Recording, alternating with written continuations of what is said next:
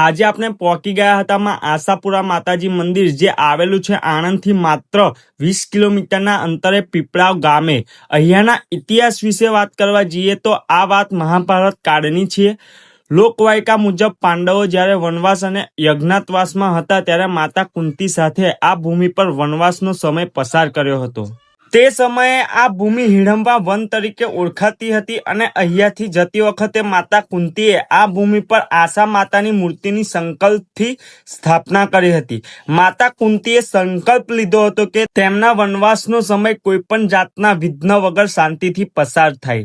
આ વનવાસનો સમય પસાર થયા પછી માતા કુંતીએ તેમનો સંકલ્પ અને આશાથી પૂર્ણ થતા માતા આશાપુરાના દર્શન માટે અહીંયા આવ્યા હતા અને માતા કુંતીની આ પૂરી થતા માતા આશાની સાથે પુરી માતાને પણ સ્થાપિત કર્યા, જેથી આ માતાજીને આશાપુરા માતાજી કહેવાય છે। બીજી ઐતિહાસિક બાબત એ છે કે પેશવા અને સયાજીરાવના સમયમાં 550 વર્ષ પૂર્વ સયાજીરાવ ગાયકવાડે 1,20,000 રૂપિયાના ખર્ચે આ ભવ્ય મંદિર બનાવ્યું હતું। આ મંદિરની વિશેષતા એ છે કે અહીંયા માતાજીની બે મૂર્તિ છે, એક આશા માતા અને એક પુરી માતાજીની, અને આ મંદિરની સામે એક વિશાળ તળાવ છે। દંતકથા અનુસાર માનવામાં આવે છે કે અહીંયા ભગવાન શ્રી કૃષ્ણ અને અર્જુને આ તળાવમાં સ્નાન કર્યું હતું, તેથી તેને નરનારાયણ સરોવર તરીકે પણ ઓળખાય છે। અને અહીંયા માઈ ભક્તોની શ્રદ્ધા છે કે જે પણ વ્યક્તિ પોતાની મનથી આ જગ્યાએ આશા રાખે છે તેની માં આશાપુરી માતા આશા પૂરી કરે છે। માટે અહીંયા ભાદરવા સુદ 8મ અને 9મના 2 દિવસીય માઈ ભક્તોનો ભવ્ય લોકમેળો પણ ભરાય છે। અને અહીંયા જો તમે બપોરના સમયે માતાજીના દર્શન કરવા માટે આવો છો તો મંદિરના પાછળના ભાગે જોરદાર એવું ભોજનાલય પણ છે, ત્યાં આગળ તમે ભોજન પણ ગ્રહણ કરી શકો છો।